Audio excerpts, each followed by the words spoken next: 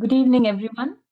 On behalf of the core team Mental Health Webinar Series and the organizer, the Department of Psychology, the American College Madurai, and the associating partners, Madras School of Social Work Chennai, MS Chellamuthu Institute of Mental Health and Rehabilitation Madurai, Red Pond Educational and Psychological Research Center Madurai, and Yellow Pond Counseling Center Madurai, and Psycho Oncological Association Turkey. I welcome you all, the participants, for today's evening, along with the resource person, for the 396th session of our mental health webinar series. Dr.M.Selvi ma'am, we welcome you today, and I'm happy to introduce her as a consultant clinical psychologist at Ahana Hospitals. She is also working as an assistant professor at MS Chellamuthu Institute of Mental Health and Rehabilitation, Madurai. She has her PhD in psychology, and she has got good experience in teaching and also in research. So she has published her papers in reputed journals, and she has also been a resource person in many webinars and other programs. And I'm happy to welcome her here on behalf of all of us.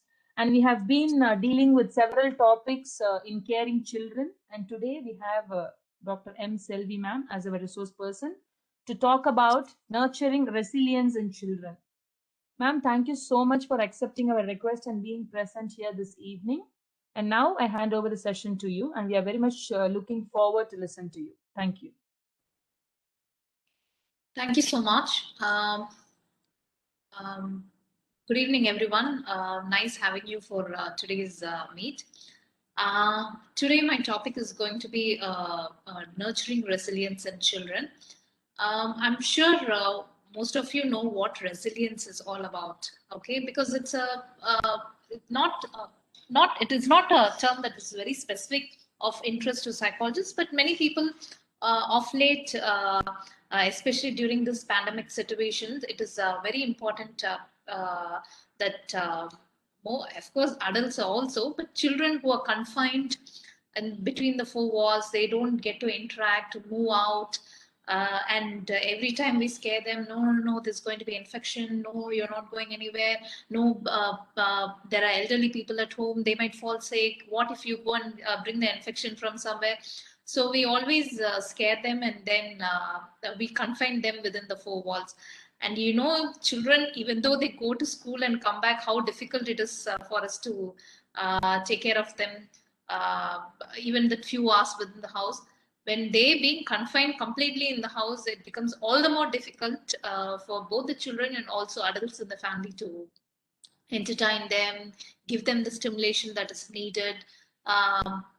Despite their classes are going on, online classes are going on, still it is becoming very, very difficult, and it impacts their socio-emotional development also in a greater manner.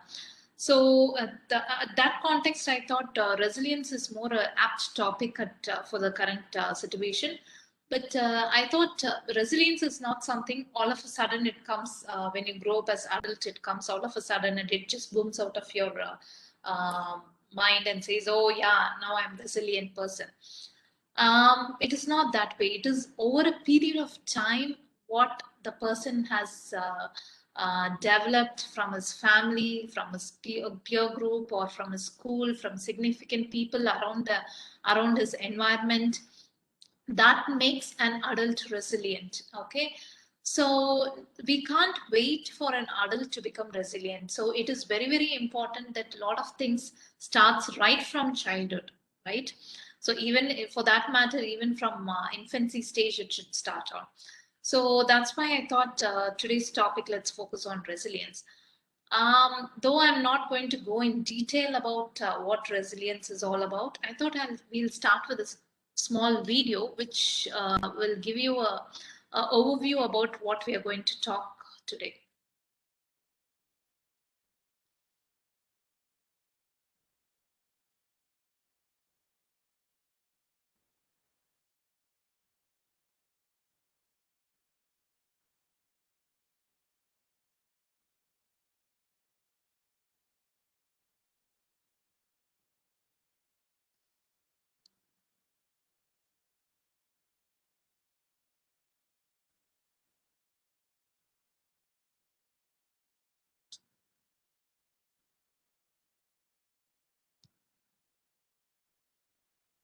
Can you all see this video?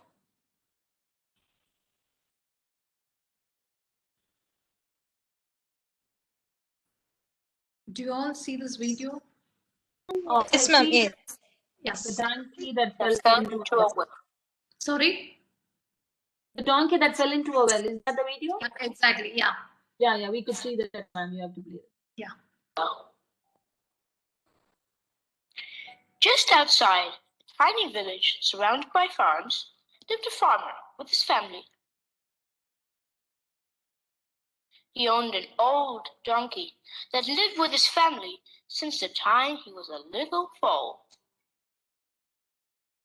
One sunny afternoon, the donkey was out on the pastures grazing.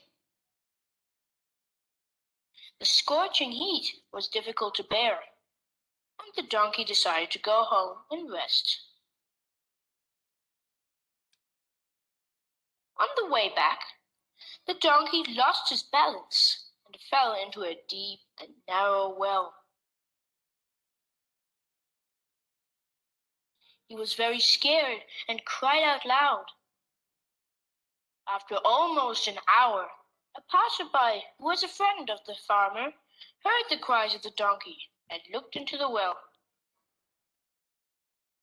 He felt sad for the donkey and rushed to the village to inform the farmer about his donkey's fall. The farmer requested his neighbor to join them, and they rushed to the well.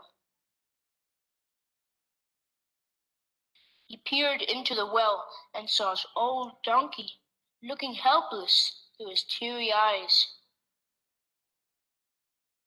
The farmer and the others tried to figure out a way to get the donkey out, but they could think of nothing. You're not able to see the video, right? Finally, the farmer said that they needed to close the well with the donkey in it. The donkey I think started to one sob. participant, Shobha, should share her screen. The farmer and the villagers began shoveling dirt into the well. The donkey cried frantically. However, in a few minutes, the donkey went silent. The farmer looked into the well and was surprised to see what the Now you're able to see the video, right? Yes, ma'am. donkey was doing. Every time dirt fell on the donkey's back, he shook it off and took a step on it as it fell to the ground. He continued this and began to rise. He soon reached the surface. The donkey jumped out of the well, looked at the farmer with a twinkle in his eye, and trotted into the wide world, never to return to the farm again. The truth is that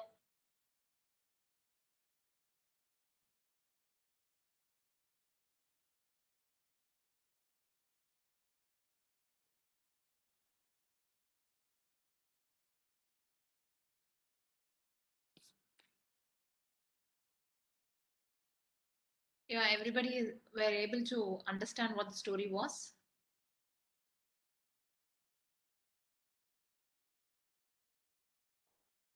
Participants, if somebody can react, please unmute your mic and talk to the resource person or put your observations in the chat box. We can read that for.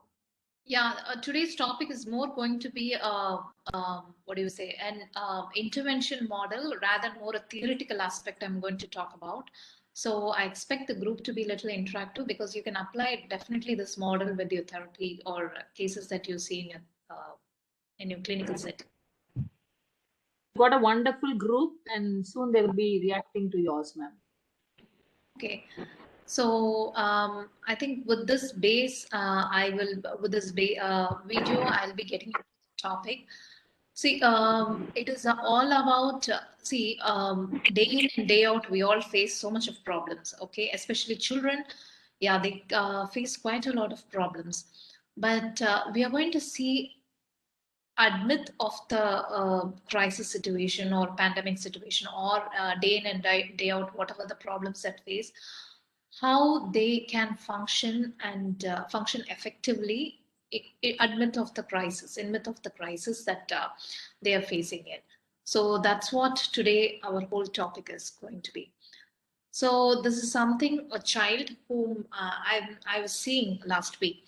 The child was telling, um, my father has been diagnosed with depression, and he has not been working for past 1 year, and my mother's sad most of the time. The house is very gloomy, and they make me do all the household work because my mother's also on tablets for she's taking some anxiolytics, and my father's in depression, so I don't feel like staying at home at all. Okay, this was a child, a 15-year-old child was stating to me.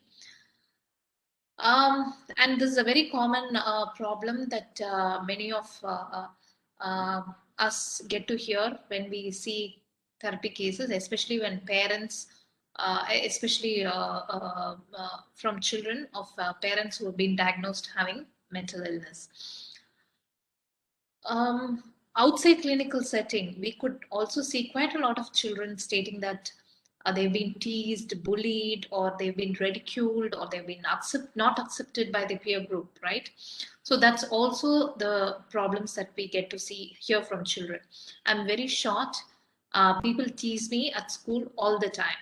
Okay, this is stated by a 11-year-old boy. These are not problems that we have not heard of, but these are very frequently problems that we have been hearing. So day in and day out, children all over the world, the situations like the ones we've seen above, right? These are the problems that children face quite often. Some face stressors such as divorce, okay, separation of parents, or divorce, or illness in parents, death of a single parent, or parents getting remarried. Some other type of children face catastrophic situations like war, poverty, or this pandemic situation like what we are facing for the last 1 year. Whether such experiences crush or strengthen the individual child depends in part of what his or her resilience is all about. And it doesn't mean that a child who is able to cope with one situation will also cope with another situation. Not necessary. So at the same time, we cannot say a child who's coped with one situation is a resilient. A child who's not, the same child who's not coped with the other situation doesn't have resilience. No, all of us have resilience. We cannot say a child has zero resilience. All of us have resilience, but the degree to which how we are able to face the situation matters. So basically the concept here is the capacity of the individual or the child to face, okay, overcome and be strengthened or even be transformed by the adversity of life is called resilience. So the child is able to learn to live with the ongoing fear and uncertainty. And it is just not only dealing with that situation. Sometimes we can't change the situation. Sometimes we have to live with that situation. Like whatever the situation that we are in the last 1 year, we are not able to change the situation drastically. But the child should learn to live with this ongoing fear and uncertainty. When the school will reopen, we don't know what is going to happen, who might fall sick in the family. That kind of a fear is ongoing, and the child has to live with it. And ability to show positive adaptation despite significant life adversity. So we do understand there might be a lot of adversities that's happening around us or in the environment that we are in. Despite having such adversity, the child is able to show positive adaptation and able to adapt to difficult or challenging life experiences. So it's the most important point here is able to adapt. Okay, the child, how the child is able to adapt to the situations that the child is facing every day.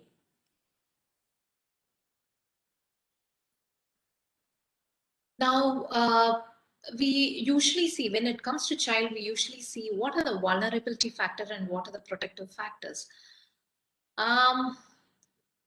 But these are the things that we are not going to focus much of today because, as I told you, it was a few years back we were always looking into what caused the child to get into be vulnerable, or what are the factors that made the child to fall into depression, or what are the risk factors that made the child develop anxiety. These we always looked into the negative factors that were contributing to the problem. But of late, researchers started looking into factors what made the child cope in midst of the negative family environment or a crisis situation. What are the factors that make the child cope better? What are the factors that made the child do well in his exams? So these were the factors that the researchers started looking into it, because they want to look into the factors, the positive factors that worked in a particular child in a given situation, but didn't work in another child of who was also in a similar situation. So this comparison was of interest to many researchers, and that's how we came up with the concept of resilience. So when you're looking into vulnerable factor, we look into the negative effect of risk conditions. What are the risk conditions that exaggerate or exacerbate the negative effects? Okay. Similarly, what are the protective factors? Protective factors are basically which modify the effect of risk in a positive direction. So to reduce the effect of risk and promote resilience, we are going to look into what are the protective factors. So researchers have found there are 3 levels of protective factors. One is basically dispositional attributes. The second is familial characteristic and external support. Now, when we look into the dispositional attributes, we are looking into what the child possesses within the child. Okay, that is very, very important. Okay, so the first is the dispositional attributes. Basically, the IQ. IQ is nothing but the intelligence of the child.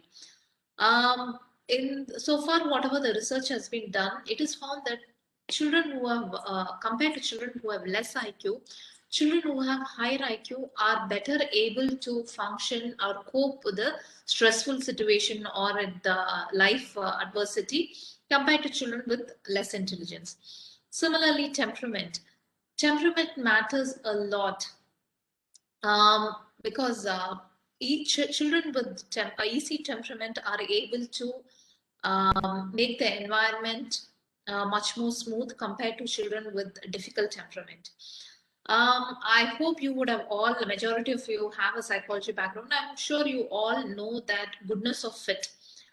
Goodness of fit, those who don't know, I would like to explain. Goodness of fit is basically the child's temperament, how the child's temperament fits better with how the child's temperament fits better with the parenting style. When there is a bad fit, what happens? The child's temperament, especially the parenting style, does have a bad fit. What happens is the child, either the child or the parent, get into serious problems. Okay, so temperament matters a lot, especially children who have difficult temperament. Though parents are calm, composed, when children have difficult temperament, they provoke parents, and then parents do come up with negative parenting style. So temperament plays a major role in this.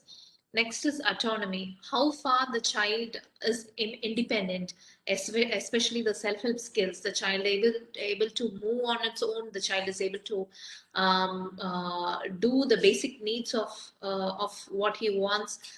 So autonomy matters a lot. Next is communication skill. Is the child able to talk and communicate and express his needs? Does matter. Children, I'm sure you would have all seen children with developmental disorders. Children who have problems with communication, or children who have developed a late speech, they have a lot of negative behaviors, uh, especially head banging or tantrums, throwing tantrums, because they are not able to communicate their needs. So that's when they develop disruptive behaviors. Sociability, how the child is able to interact or socialize with other children or the adults in the family matters. Okay, coping, how the child is able to cope with everyday problems in the family. Self-perception, how the child perceives himself. Does a child perceives that I'm useless, I'm no good, I'm not being liked by my family members, I'm not looking fair enough, so my family doesn't like me, they like my other sibling. So these are the dispositional attributes a child possesses. And next is a familial characteristic, the warmth that the family shows, at least if it's a single parent or any adult in the family shows warmth to the children. Cohesion, that is the family cohesion with the child. Emotional support, what the child has, the emotional support of the family members. Attachment style, I'm sure you all know the attachment that is formed as early in the early childhood does matter. It goes till the adult life. A lot of personality disorder or anxiety disorder, especially social anxiety, we see a lot of problems in their early attachment style that makes them pathological when they move as adult. Close bond at least with one caregiver in the family. All these are important protective factors. Next is the external support. External support, when we mean even the school, the support from the school or the teachers or peers um, or people, adults in the neighborhood, all these matters a lot.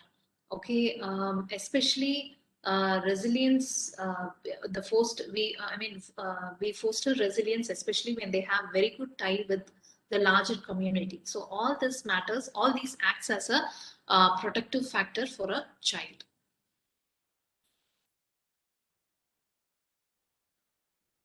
Coming to what are the benefits, quite a lot of benefits that research has shown us, especially children who are resilient and who show resilience. Okay, I'm not going to go into the details of it, but you can just look into this diagram and or this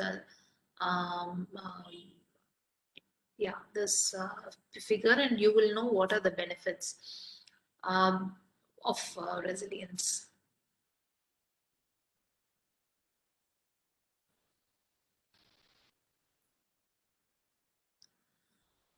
Now, resilience has shown a lot of other psychological resources. A child with resilience seems to have other, possess other psychological resources. Like, for example, the child is able to feel satisfied, okay, life satisfaction. Second thing is tranquility. Tranquility is able to remain calm and composed in a very most stressful situation. Optimism, they are able to think optimistic. Okay, even in the most adverse situation, the child is able to think, no, I think this is not going to last, I know things will improve, but I just need to wait for some time. Okay, more frequently the child is able to experience positive emotions. Better mood, okay, the child most of the time stays in a better mood. The moment the child is able to stay in a better mood, there are less depressive symptoms reported. The child is able to stay in good relationship with people. I'm sure we all know when we are in the best mood, we are able to make good friends. But when we are similarly, when children are in a bad mood, you know, they lose friendship. When they lose friendship or they strain their relationship with their friends. Similarly, there are a lot of affect-related behaviors that's been found. One is openness, openness to see things rather than being defensive. Next is extroversion. Extroversion is the child is able to be open and talk to people, express their feelings, and also get help from people who are who are who are otherwise uh, who are in the child's environment. Today, I'm going to specifically focus on. There are a lot of models of resilience that has been there in the literature, but today I'm going to focus mainly on one particular model which you can use in your therapy also. That's called the resilience donut model, which is a very famous model. The resilience donut model, basically what are the factors that it includes while considering resilience? Basically the individual's capacity, okay, the child's own capacity to improvise on the resilience, the availability of resources, what are the resources that are available, the presence of adversity, what are the adversities that are present, consider the internal qualities and environmental context in which the individual develops. So what are the qualities, as we have been discussing, what are the individual qualities a child has in comparison with the environmental context that the child is in? So in the donut model, they focus on three important aspects. I have, I am, and I can. Okay.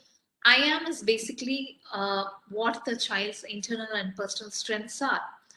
I have is basically the external resources that are promoting resilience. I am is basically the internal, what are my strengths and what are my internal resources are. I can is basically children's social and interpersonal skills the child has. Now this is called the donut model. Okay, I have, I am, and I can. This is basically the internal resources that the child is having. There are basically 7 external resources that usually interacts with the internal construct of the child. So now we are going to see what are those internal constructs, how the interaction happens with the external construct. The 7 external constructs are the parent factor, the skill factor, the family factor, education factor, the peer factor, community factor, and the money factor. Now looking into what I have, basically the trusting relationship the child, what are the trusting relationship the child has within him or in the environment, structure and rules in the family, role models, what are the role models the child has. It can be a teacher, or it can be a friend, or it can be anybody in the family, or it can be a cartoon character. Even that is okay. That can be a role model. Encouragement to be autonomous. Those are the people who are in the environment who encourage a child to be independent rather than always protecting the child. No, you can't do this, idu pannada, adu pannada, like that. Rather than protecting the child, how independent the adults are, who are able to encourage a child to be independent, to do things independently. Access to health, education, welfare, and security service. Does the child has access to any of these? So these are the things that is covered in what I have. I am. So as I told you, the strength and the internal characteristic of the child. Am I a lovable person? What about my temperament? Is it appealing or people hate me? Am I a loving or empathetic and altruistic person? Am I proud of myself or I dislike myself? Am I autonomous and responsible? Am I filled with hope, faith, and trust? What I can do? I communicate when I have a problem. I can communicate. The story that we recently saw, right? It is all about the donkey. Okay, the donkey was not sitting idle inside the well. The donkey was crying for help. Okay, it was screaming out for help. So when you are when you have a problem, you need to communicate. Only when you communicate, you um, get to have help. To give an example for this, I remember there was a child who get lost very frequently at malls. Okay, the child would always be very quiet. Even when he gets lost or she gets lost, she would keep crying. Okay, oh, I've lost my parents. So then, when the child had come for therapy, then I told the child, why don't you scream out for help? Why don't you shout aloud and say, scream out for mama, papa, why don't you scream out? And the child said, no, if I scream out, everybody in the shop would look at me. I feel very embarrassed. I said, so what if you scream and people look at you? What do you want in that situation? You want to look out for your parents. You want to reach to your parents. Is that important? Or everybody looking at you is important? The child did say, yes, I want to reach out to my parents. That's more important. So encouraging the child to communicate when they need help. Okay, problem solving. How do they, when there is a problem, what are the steps to solve a particular problem? Manage my feeling and impulses. gauge the temperament of myself and others, how I am able to manage the temperament of myself and others. Seek trusting relationship. Go seek out for trusting relationship. Don't wait for people to come and talk to you. Now, just because a child, you might ask, ma'am, is it really necessary to have all these three aspects of a child, or any one is enough? Like, for example, a child may be loved, but if he or she has no inner strength or no interpersonal or social skills, then it means the child is not resilient. Okay. Similarly, a child may have a great deal of self-esteem, that is, I am, okay, but she does not know how to communicate with others or solve her problem, that is, I can, and has no one to help her, that is, I have. It means that the child is not resilient again, okay. So don't think that if one of the domain is, if the child is fulfills one of the domain and the other two is not there, does it mean the child is resilient? No, all the three should be there for a child to be resilient. So when the child comes up for therapy, so we need to focus on all these three aspects: what I have, what I am, and what I can do during that stressful situation. So the inner circle of that model represents the inner characteristic of the individual, okay, what the child has. So these concepts contribute to the self-esteem of the child, self-efficacy of the child, and the individual's awareness of the available resources. What are the resources I have? So when I'm in trouble, who are the people I can go and get help? Um, the outer circle, as we focused on, the 7 sections that we focused on, is basically the environmental context where resilience can be developed. So these are the 7 factors that we focused on. When we say parent, it is about how they monitor, do they control, decision making, communication. Is there warmth and affection from the parent? Do they inculcate values in the child? Do they tell there's a sense of purpose for what we are doing and what we live? Skill, whether the child has hardiness, optimism, being recognized, having people to encourage and admire. Family identity formation, that is, am I able to identify with my family, or I feel disconnected? Feeling accepted, is am I accepted in the family, or they usually I feel rejected? Is there any family traditions, spiritual values the family has taught to the children? Education, the curriculum and extracurricular activities make the child boost his self-esteem, relationship with teachers. Does the child enjoy learning and participate in learning in the school? Peer group are very, very important in child's development. When a child comes and tells, no, ma'am, I don't have friends at all in my school, it means the child has a problem. It means that there's some problem the child is going through that we are not looking into it. Community, is the child part of any religious and support groups? Money, the economical stability, that is, whether I might continue my schooling, or I might drop out because I don't have money. Value for money, is the child taught the value of money, or I can do any amount of spending? Is that what taught to the child? Budgeting, planning, all this facilitate resilience in the child. um, I'm not going to focus on these. It is basically how the internal and external construct interact. See, now I have people around. See, the child should feel that I have people around me whom I can trust.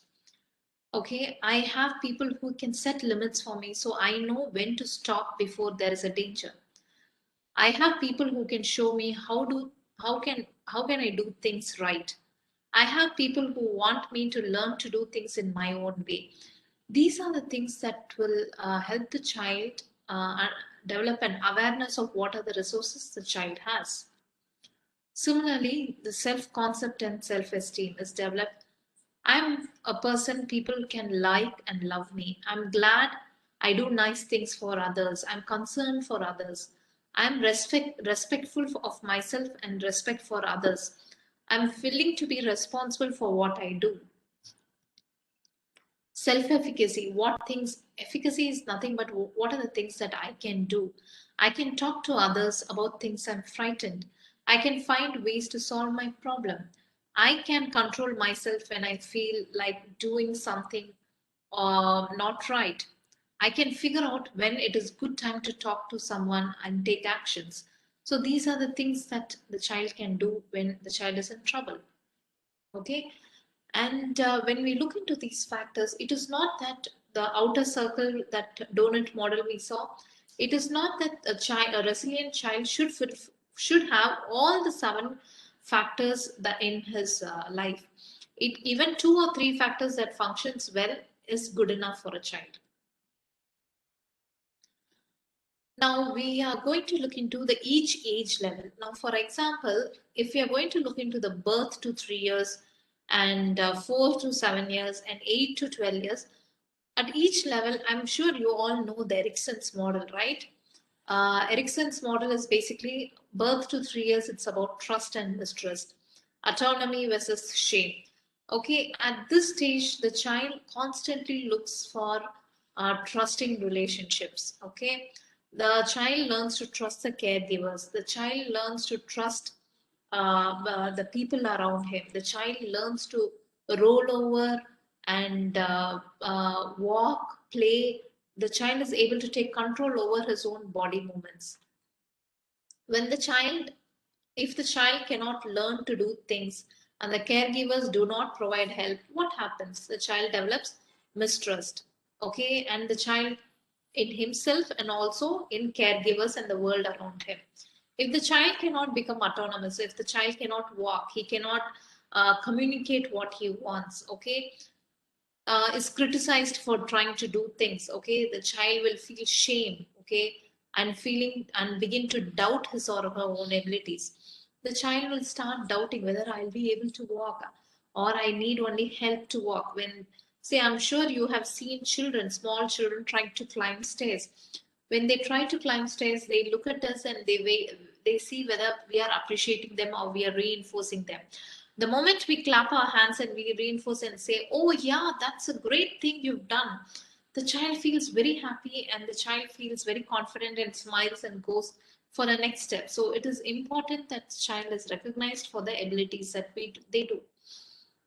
I am presenting a small case here, a case vignette, and we are going to see how we can use this donut model to help the child develop resilience. At a 2-year-old, I'm talking about. So a 2-year-old toddler is at the store with you. She sees some candy and grabs it and starts to eat it. When you try to take it away from her, she shouts and says, no, no, no, it's mine, mine, mine. So how do you think you can deal with this situation?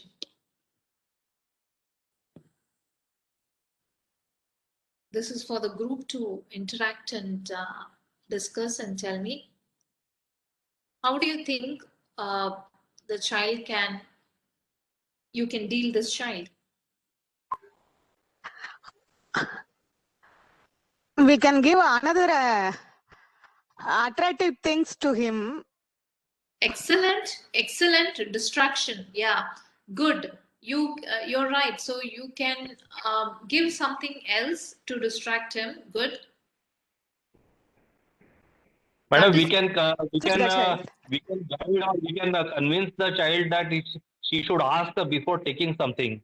Excellent. That's wonderful. Yes, because you already the child has grabbed something and has started eating.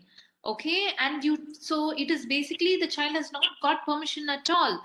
Before even we distract, we need to communicate to the child that please get permission before you take something. Good, very good. Then Or Ma'am, tell I the think appropriate behavior what child should have, that can be explained to the child. exactly. So what is the appropriate behavior that can be explained to the child? Now all this has been happening in a mall or a shopping in a shop. This is happening. Okay, do you do all this inside the shop or where do you do? Ma'am, actually, I have a response to this situation. I think for me, it will be important to explain to the shopkeeper that this has happened, ma'am. Actually, I also want to teach the child that it is not to take it granted whatever is available around. So just take the child to the, the billing section and just pay for it and let her eat. That is what I would do practically. Okay. But In that way, yeah, okay. Please go ahead. Yeah. yeah, in that way, I tried to teach her that whatever is available is not allowed to take it for free. It is a 2-year-old child. So I don't think explaining at that spot would help. First thing is like we try to comfort or console the child and then take out to explain what has happened inside is not right. It is my opinion on that situation. Um, um, um, don't take it for granted that 2-year child doesn't understand, because I'm dealing with a child who's 1 year, okay, especially my child. Sometimes when she throws tantrum, she bangs her head on the wall when her demands are not met. I don't give a huge lecture to her. Of course, she cannot understand. But even a short word, a no, or that is not being encouraged, she understands that. A 2-year-old understands quite a lot. Okay. And my question was, see, there are other people who also of course, I do take your response. I do agree with your response. You take the child to the billing section and say you need to bill it and then take it. Definitely, that's also a good response. But you not explaining to the child, no, you can definitely do it. Okay. I think somebody has written something in the chat box. Okay. Excuse me, ma'am. Yeah. To make it more clear of what I said is like, I'll not explain there is like, when this child starts shouting at that point, we never want to feel embarrassed on both sides.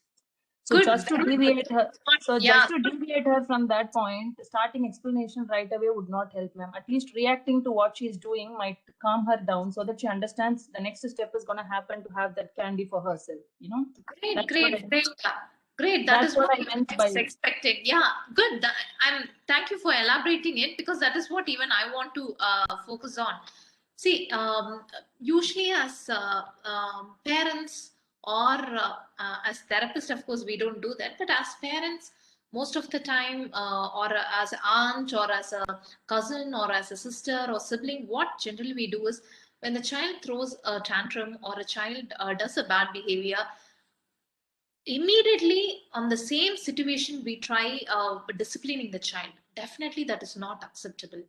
Remove her from the situation so that you do not disturb others. Okay, this is in terms of a shop, but it can happen in the family also. For example, the child is misbehaving. Okay, you take the child to your room, explain what you want to explain, and discipline the child alone, not in front of others. Okay, so that's very, very important. Okay, explain calmly to her that she cannot take things without permission, like somebody told me. Yeah, without explaining the child that somebody explained. Give her something else and show her. Yes, distraction is very, very important, because the moment you snatch it from her, you see the child is making huge throws a tantrums, like mine, the child is throwing a tantrum, right? So you distract the child. So from the donut model, okay, how do I fit all this? Okay, you help understand limits of behavior. Okay, so what I have, the child should know what are her limitations. So you help the child understand the limits of the behavior. I am, what I am is basically the inner strength. Help her feel responsible for her own behavior. Okay, so she has to take responsibility for her own behavior. For example, if the child has hit some other child, the child should feel responsible for her own behavior and say sorry to somebody else. Communicate with her as she listens. Okay, that is what you can do to the child. Okay, communication doesn't mean that always the child communicating. It is even the people who are in the next circle, the caregiver or the parent or teacher can communicate to the child as she listens. So this is what it is. Okay. I think somebody has also written something in the chat box. Kindly interact and participate. Yeah, ma'am. Bear with the incident and talk to the child at home about. Bear with the incident, explain it with apt example at home. Okay. See, bear with the incident in the sense that does it mean that you let the child take the particular object and keep having it? because then the child will feel encouraged, because many of the children whom we see for therapy,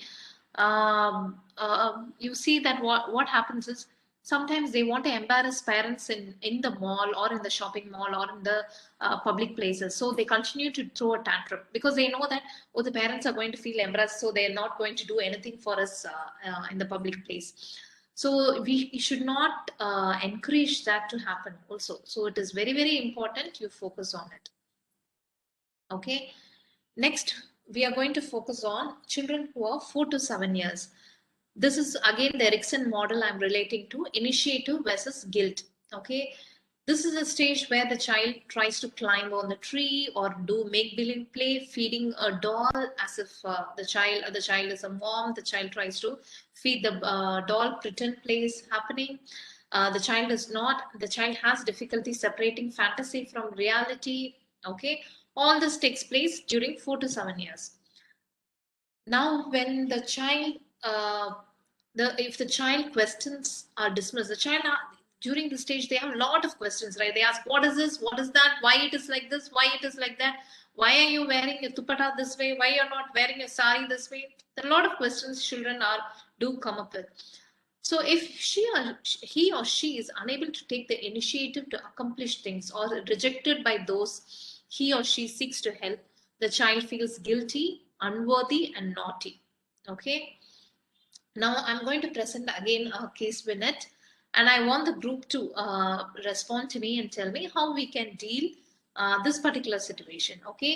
Mother had to go to another city to find a job and could not take her 4-year-old daughter because there's no one to take care of her while the mother is working, as she could not afford a daycare. I mean, a daycare cost or a caregiver to take care of the child. It is very expensive, so the mother cannot take the child. The mother is crying. No, I mean, the child is crying that no, I want to be with you. I want to come to you, come along with you to another city. So, how do you think you can deal with this situation?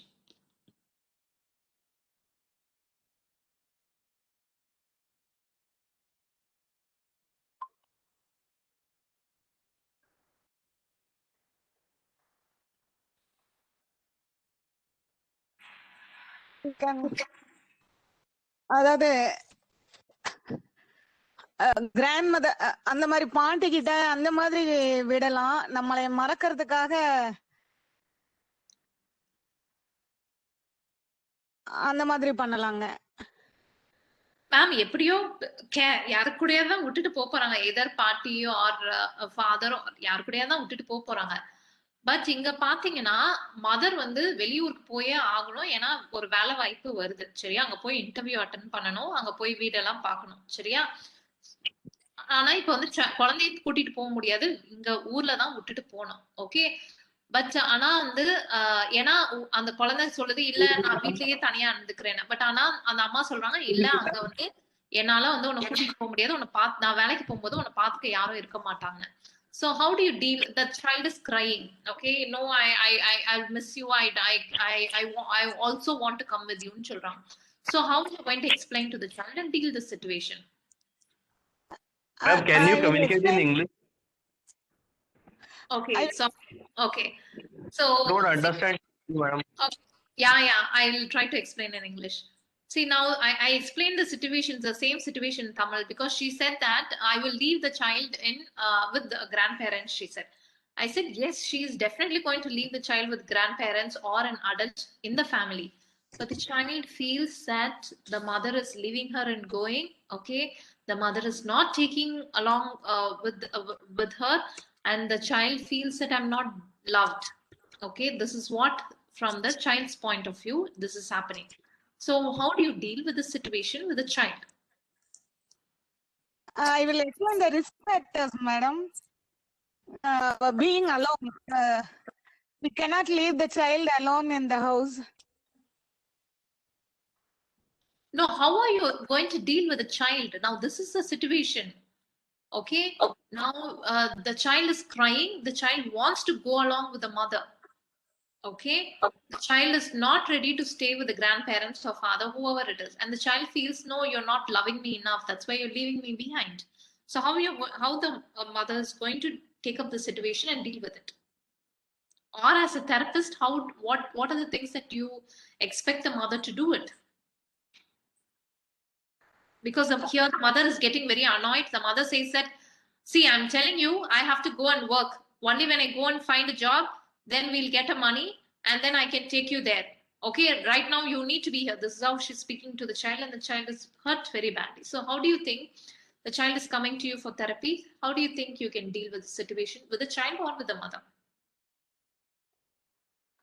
I think the mother can first calmly say the situation, like convince the difficulty to take the child, and along with it, I think she can direct to the some benefits. If the child is going to be stayed with the grandmother, like we can the mother can direct the benefits or the interesting factors she would be going to experience if with the with the grandmother, like some strength. If the child is going to be with the father or somebody, we can find some benefits, like you are going to be getting more able to manage, or you would be in the grandmother tell you stories, like something, some plus factors she may be going to experience when she's changed to the other situation.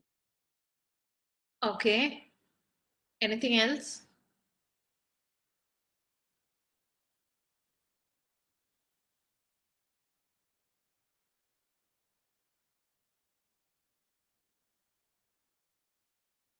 Here the child feels that the mother is not caring for her, or she's not being loved.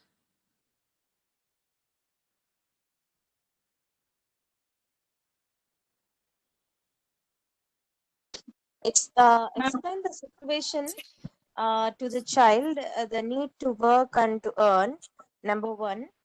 And what are the other things can be provided for the child while living under the care of somebody, to wait for a week to come back on weekend to see the child, and over phone how the child can be met over video conference or something like that. And the missing hours will be compensated on weekends by bringing some toys or something like that. And the child will be, initially it will be difficult, but to encourage child, that the child can cope up. And the child also need to cooperate, do little bit of adjustments, and be good, so that mother can work happily outside and earn some money and bring what are the things the child needs while coming back on weekends to see the child. That's how the child can be uh, told about. These are the things. Okay, one thing that I would take from what the point that you said is basically explaining to the child how long the mother is going to take to come back. Okay, probably a week or 10 days or 15 days, so that the child is not uncertain about what is going to happen. Okay, so because the child is uncertain where the mother is going, what she's going to do, whether she'll be back or I'm going to stay with this is going to become my permanent setup. So to make the child feel certain, okay, you specify, okay, these many number of days, or if you're not specific about the number of days you might take to come back, you might say roughly these are the number of days I might be away from you. Okay. Second thing, one important thing you said was, when I am away, how am I going to communicate to you? Okay, I'm going to send pictures for you in the WhatsApp. Okay, or I'm going to do a video call and we are going to chat with you every night, or I'm going to send you gifts. How are we going to, though I'm physically going to be away from you, but we are going to see each other every day. Okay, either video call or through WhatsApp, or I'll send you pictures. These are the ways you can make sure that the child understands that she is going to be in touch with the mother. Okay, so that is one. The next is, when the child cries or throws a tantrums, we need to acknowledge that fact and accept the fact that yes, it is a difficult feeling for the child to let go of the mother. So we need to accept that, and then make the child feel accepted. Because the child, when we start shouting, explain, and when we feel that the child is not understanding, you losing your temper and screaming at the child will make the child feel very what do you say, let down or rejected, because the child will feel that, see, I'm expressing my genuine feeling for my mother, I'm missing my mother, okay, I'm trying to express my love for her, but here she doesn't understand me, she doesn't understand my feelings. So we need to acknowledge a feeling and convey that to the child, that it is okay for you to cry, okay, I accept your feeling here, okay, I do understand you're disappointed that mommy is leaving you. So I do accept that feeling. You encourage her to vent out her feelings. So that is more important, rather than the child feels, no, it is not okay for me to cry. It is not okay for me to hold my mother. Okay. That kind of a feeling that you should not be conveying to the child. So here, as I told you, what is that in I have we are going to do? You tell her how much you love her and that you will stay with your sister or with grandparent, with your father, whoever it is, until you find a place. Okay. You let her protest, okay, or and assure her you love her. That is, I am. Okay, what is the character that you have? You're trying to express. And it is okay to protest. You're going to cry, you're going to protest, you're not going to let mommy leave. It is okay. That is a normal feeling. We can take it. And we'll send you pretty pictures, or we are going to chat over the video call, or we are going to speak every day with the phone over the phone. That is what you're going to convey. You assure her that everything will be fine and you will be together again. So the child, you bring the child from uncertainty to uncertainty. Okay, the child feels very uncertain about the future, so you're going to give hope to the child that things are going to become better, we are going to be together soon. Okay, you let her ask questions and express her feelings. Whatever fear the child has, you let her ask what are the questions. What if you don't come at all? What if we don't have net connection? What if daddy doesn't give his phone? All these kind of doubts the child might have. So let the child talk to you, ask as much as doubt the child can ask, and then make her understand. Okay, rather than you jumping and telling her, no, I'm going to give her gifts or whatever it is, you let the child express the child's anxiety and fear. Okay, and then you address it. Okay.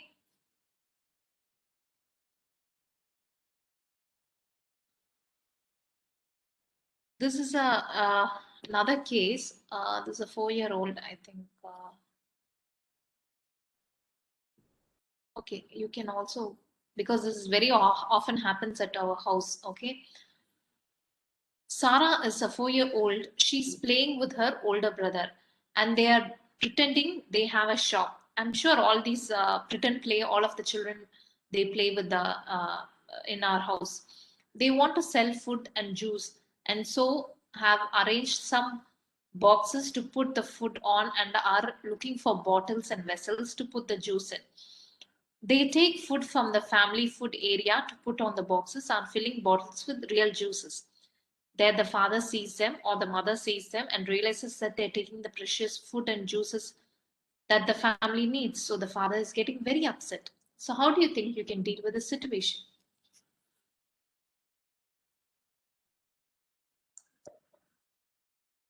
Oh, ma'am, the first thing what we can do is, like, if they're still interested in playing that shopkeeper thing, we have to encourage, because it is the best time together for them, companionship. Yeah. So we shouldn't stop that game. But still, if we can explain about playing without wasting food. But still, if it is not assured, we can change the food items and let them play and make them understand the value of food. But at any point, we should not break the game. We have to keep encouraging and we have to make it happen. One thing is, teach them the value of food and continue the game. They don't have to waste it. They have to just buy and eat it. Or if they don't understand, or if they see it is getting wasted continuously, we can change the food items and still encourage them to play. It's what I would do if I'm in that place. Thank you. When you say change the food items, what do you mean change the food items? Ma'am, that cannot be wasted actually. If something is opened and they are playing it, mixing it up and, wasting it, we can give some items that are really closed so that it takes some time for them to decide to waste it actually. Now you imagine, this is a situation that happens with all of us in all of our houses, right? A 4-year-old, they have this cooking set. Okay, they do a pretend play where they see us cooking and they take this, that from the kitchen or somewhere and they play. So how do you think we can deal with the situation? Generally, what happens? Oh my God, you're making a mess out of it. That's a reaction most of us generally give. Okay. Ma'am, Yeah. again, I would most reactions would be that, ma'am. But honestly speaking, when they're really enjoying playing it, I would let it go for the first time, ma'am, and then later explain what should be done and what should not be done, so that they become cautious of what they are doing the next time. This is what honestly I would do. In the very first place, really, I will not make a shout, ma'am. Okay. Anybody else?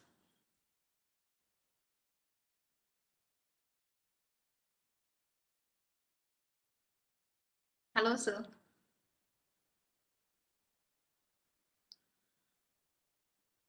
Anybody else? I think if the father is angry, the mother is better to react, ma'am. Okay.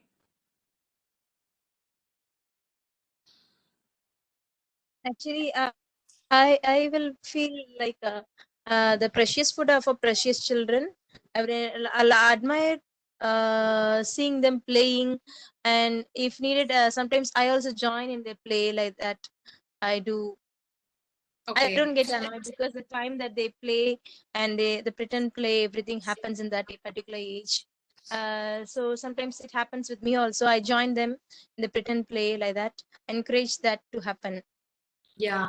So generally, what we do, so instead of giving the precious foods or what generally we do substitute with, we do want to encourage the child their pretend play, because pretend play is very good for their cognitive development, cognitive and emotional development. So we cannot stop them from doing, but instead we do give an food that is in a different form, right? For example, we might give, their cooking sets are all very, very small, tiny. So probably we might, instead of giving the edible ones like the food rice that is being served for us to eat, we might give some rice, the uncooked rice or dal. We give them so that they mix and they play. And we tell them that you're not going to take the real juice and play, rather you take water and you pretend it is a juice and play. These are the alternatives we give them, right? So yes, so instead of we stopping them, we give them an alternative. So for example, like that's whatever I've told, that's what has been written here.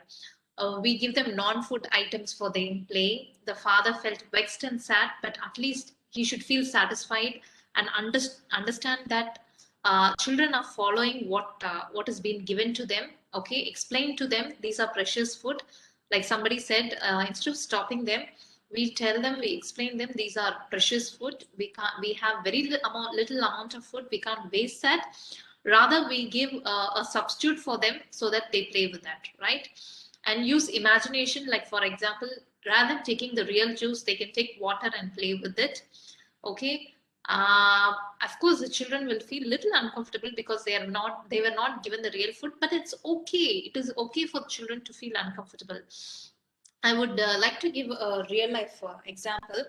I remember one of my friend. Okay, she had a child who was obese. Okay, she was just 5 year old. She was obese right from her childhood.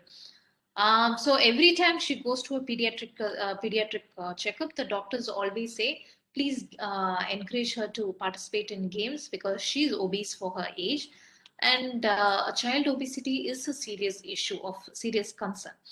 Okay, but what happens is child doesn't have any control over eating. Okay, the child usually, whenever there is a party or birthday party anywhere, the child tries to grab junk foods and the child starts eating. Okay, so I would say that so when the mother was venting out to me, ma'am, Selvi, see, this is what is happening. I'm not able to control my child at all. Okay.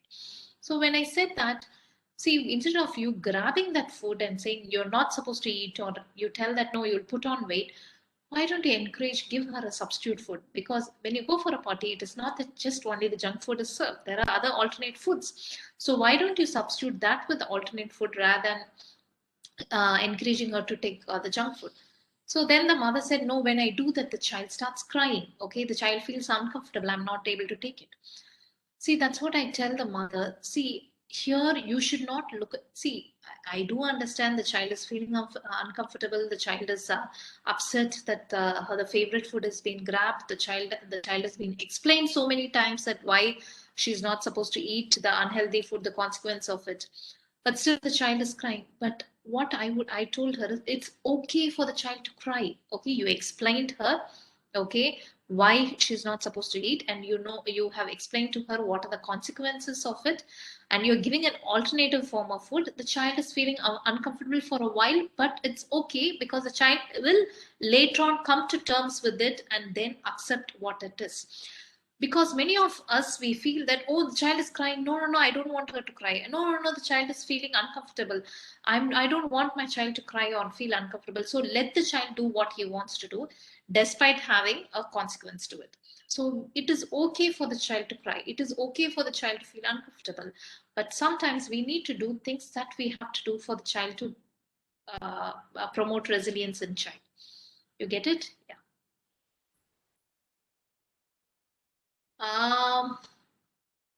Similarly, a child with 8 to 11 years, okay, a child who usually in Erikson stage, this is an industry versus inferiority stage. The child learns mastery over life skills, okay, schoolwork, and the child develops a self-image. How I look, how do I look beautiful? I want to have close friends. I want my friends to accept me and approve with whatever I do. I want to complete the task that I take it up. And when this is not successful, the child is not able to feel or do it. The child feels inferior and extremely sensitive to the limitations. The child feels insecure, may begin to doubt his or her self-worth and ability to succeed in the world.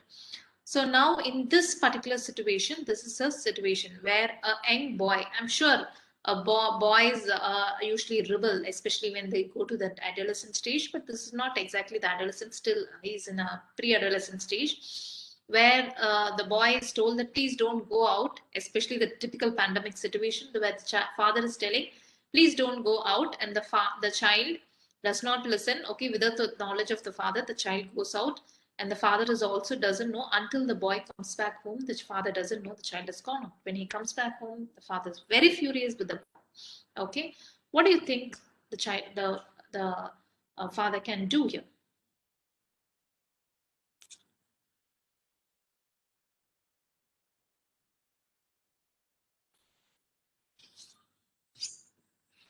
Father is displeased with his disobedience that can be communicated to the child. Definitely good, excellent. Ask for the reason why he has done even after being repeatedly told, ma'am. Let him talk Okay. why he did that. Okay. So, and then we will explain what is good about it and what is bad about it. Okay. And he can be excused this time, but if it's gonna repeat again, what would be the reward he will get? That we can make clear. When he disobeys again his father? Yeah, it reward in the sense in not I didn't want to tell it in as a punishment, ma'am. I just said like What are the privileges he will lose? Yeah, privileges he will lose. You're right. Yeah. Good. I like the way you put it across. Rather than using the word punishment, you put it in a way that is acceptable for the child and that is not very rude on the child also. Yes, good. Yeah. Ma'am, he can also explain to the child about the consequences of being out and, being late, staying out late for a very long time. He can tell him about the consequences of that. Tell him that he can get into all kinds of trouble. Okay, next time he goes out, he should probably give him his telephone number. That can be another thing, ma'am. He should So the definitely. father clearly says you're not supposed to go. So why does he have to go and give the telephone number here? The father says, no, you're not going out. Okay. Yeah. So basically, what I have in my hand is for what is that I can do. Talk to him when he returns and ask him why he broke the rule, like somebody else said. I am. If you make clear that this behavior is not acceptable, definitely you should make the child understand that it's not acceptable. Despite telling him that you are not supposed to go out, he broke the rule is definitely not an acceptable thing, even if he gives any number of excuses.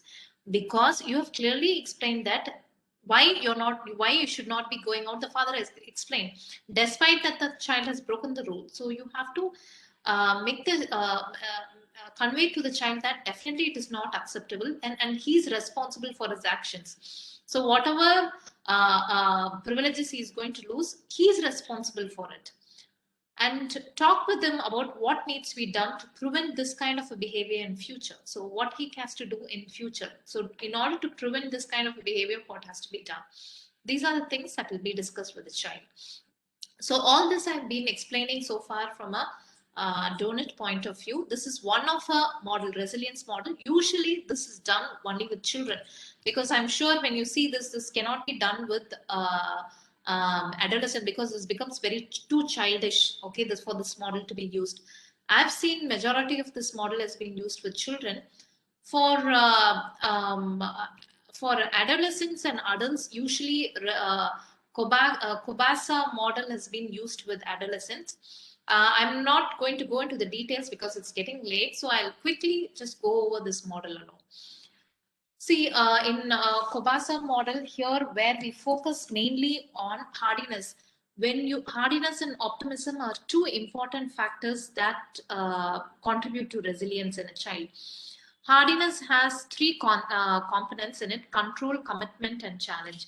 Control is basically you make the child understand that that the environment or the situation is not out of hand. It is very much within the control of the child. Feel very optimistic about what is going to happen. And commitment is basically where the child feels there is whatever happens, there is a meaning to it, and the child will gain warmth and supportive relationship out of it. Okay, challenge is basically whatever the challenges the child is facing, it is not to defeat him or to put him down or make him weak, but rather it is going to help him grow better as a better individual. So this kind of an attitude, when the child has this mediates with the cognitive appraisal. Cognitive appraisal is nothing but the way you see a situation. Okay, this is typical like the CBT one. How when an a tragic situation happens to you, or when you are in a stressful situation, how do you reappraise the situation? How do you view it differently? That matters. And what are the coping styles do you handle? Do you take the emotional focused coping or problem focused coping? So the hardiness and optimism in connection along with and in connection with the cognitive appraisal helps develop psychological well-being and reduce the psychological distress in adolescent and adults. This is also another model which has been researched widely and which helps many of the children cope better.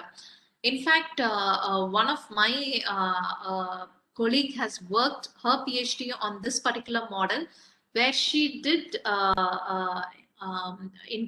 do an intervention model with hardiness, and also she taught a lot of cognitive skills and coping skills, and then improved on the psychological well-being on the adolescent college students. Yeah. So this is another model that we can work with children when we work with children with the underprivileged or children with at-risk population. You can always use either of these two models to help children cope with their or function better or improve, foster their resilience. Okay. With this, I end today's session.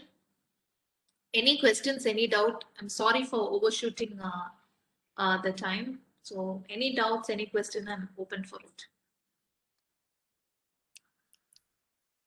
Thank you so much, Selvi ma'am. It has been wonderful listening to you for the past 1 hour and more. And you have explained very clearly with the case studies that how to build resilience in children. That would be very useful. I think we should take a pass to think and then react with kids. So you have done that way. Thank you. And now I request the participants to make your quick questions to discuss with the resource person, or you can put your questions in the chat box.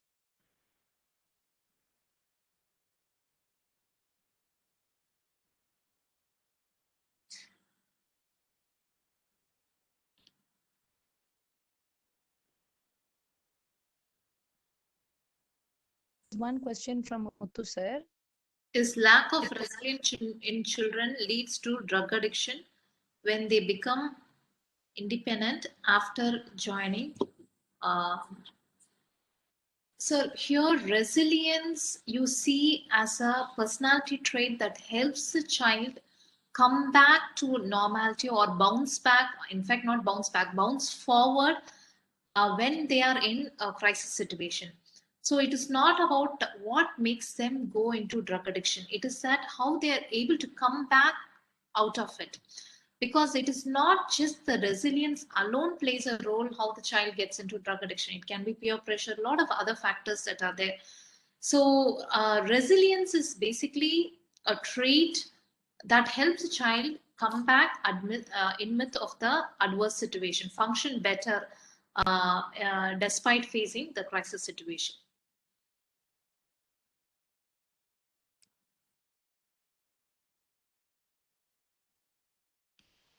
As I told you, there are 3 traits that a child of resilience should have. I have, I am, and what I can. Okay. Is this particular child whom you say has a drug addiction, is the child have I am or I have trait? If that is not there, we need to inculcate that in this child for the child to become resilient.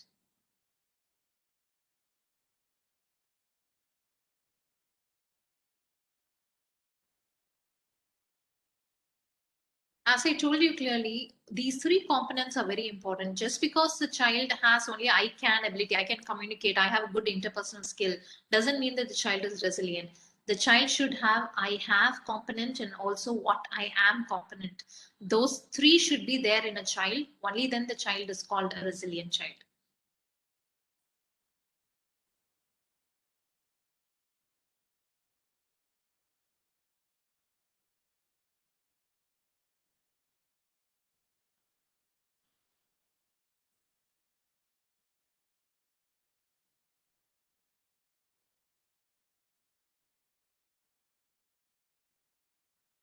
Ma'am, I have one observation.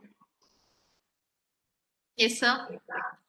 Like I was a faculty in SRM University, Katangulattur campus. Okay. What I have observed is the children, like after 10 plus 2 with all parental care and protection, like they've been groomed that way, and then they join the college. But in the college, they become totally independent. There is no one to continuously monitor them. At that particular time, when they face difficulties, they find that competition is quite high. Like in the school, they were doing extremely well, but in the college, suddenly their performance is going down. So that is the time they're getting into drug addiction. So had they been resilient, then they will not get into drug addiction or other things. Exactly. So it is a skill that is lacking in the child that makes them. See, it is not that. See, now for example, there are some 30 students in that college. Okay, there are some 30 students in that college. Out of the 30 students, 10 students face the same situation. They feel stressful. They're not able to cope with the college atmosphere. They've been left from the family, no supervision, everything. Okay, not all the 10 get into drug addiction. It is just 1 or 2 who get into drug addiction. So what is that the rest of them have that this child doesn't have? So that is what we have to look into it. So that's why a lot of programs come in, like for example, mental health program in colleges.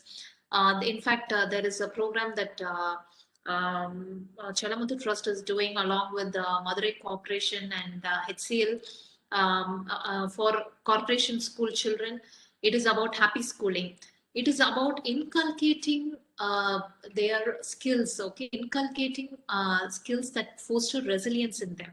Because you know that children, not all the children, but certain children who study in government school setup or corporation school setup are from at risk population, okay, are vulnerable group, okay, Our children who have come up with from a adverse family situation, crisis situation, okay, so they are much more vulnerable to develop mental health problems or get into addiction issues. So what are the skills that we are going to teach? So a lot of school mental health programs are coming. Okay, a lot of programs at colleges level that can happen. Many religious group can step in, and then they can do a lot of programs for children. So all these can help them to develop resilience and nurture resilience. It's not that they don't have resilience at all.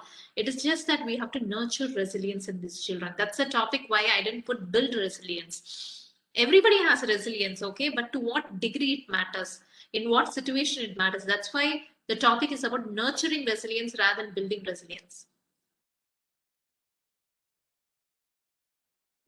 Ma'am, one question. In spite of a child having all the facilities or entertainment or recreation, whatever the child can have inside home, still if the child feels lonely, how can we build resilience for that particular child, adolescent or pre-adolescent, which you were discussing?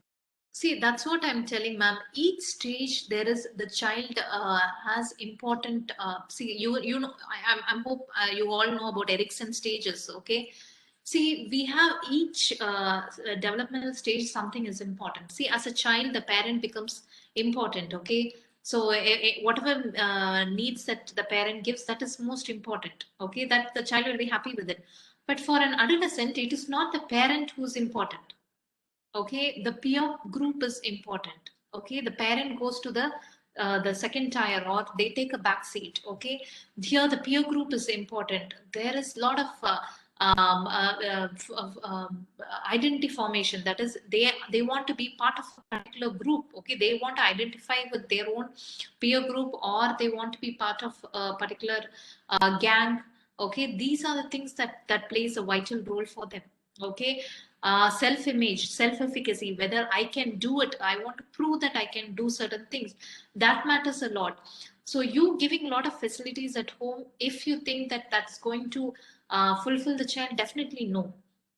At each stage you need to think what the child needs, and then we need to cater to that.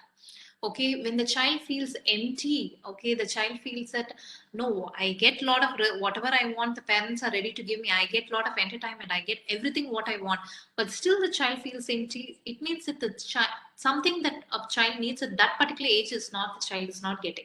So we need to look into the factor that what is that makes a child look emotionally empty. Okay. Okay, ma'am. Thank you. Yeah.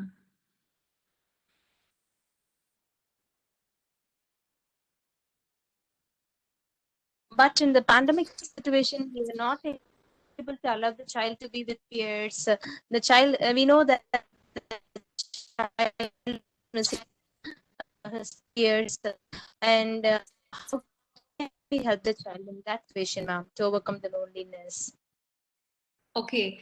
See, can we? I do understand now. In fact, for my daughter, she's studying in, of course, a lot of online classes. Now, what the school has done is they have kept something called a bench class. Okay, that happens only on Fridays. You know that bench class is nothing but because, like, whatever question you have asked, just to fulfill that, all these classmates of hers will come to the online forum, which is happens in the school themselves conduct this online forum, where all these classmates come and they'll have chit chat there. Okay, they will talk about their teachers, they will talk about their homework, they will talk about everything that happens. Okay, so that's a kind of a virtual relationship they maintain. Okay, that is one. Okay, or so other thing is whether we can encourage their cousins have a meetup. Okay, organize. It is not that they come, they play on their own. No, it is not about that. You organize their play. Okay, like for my child, I have something called water play on every Sunday. Okay, that they have this water pump with them. Okay, and every Sunday we'll she and her cousin together, they sit and I entertain them playing water play with them. So they splash water on each other, they have fun with each other. So that's a kind of a game that they play with the cousin or with the sister or with their sibling along with the parent. Okay, so these kind of a thing will substitute whatever that's been lost. Of course, we cannot give their school tip everything that they've lost, but at least to compensate whatever we can do is this. Thank you, ma'am. Yeah. Thank you. Yeah. And there's something called bedtime nuggets. This is a concept that bedtime nuggets is not a big thing. It is nothing but a storytelling. Okay, like whenever the child goes to sleep, okay, you take instances. You know that a child today misbehaved or yesterday misbehaved with a particular situation or a particular adult. Okay, now you don't take up that situation, but you make a story out of it and share with the child and discuss what is right with that character and what is not right with that character. Okay, what do you think that character could have done? This will help resilience in the child. This will help the child think and come up with problem solving abilities. Okay, rather than you giving solutions and suggestions, this bedtime nuggets is one of the best thing that you can do.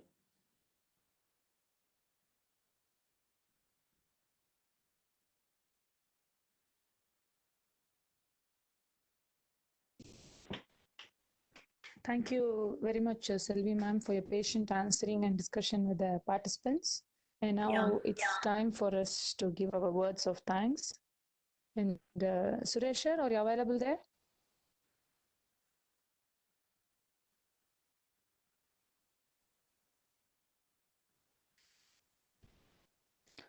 Okay. Ma'am, it's me, Chandra, again. I'm very much happy and pleased to give our words of thanks on behalf of our core team and all the participants, ma'am. So resilience is one quality that everyone wish to have, either it be a child or it be an adult.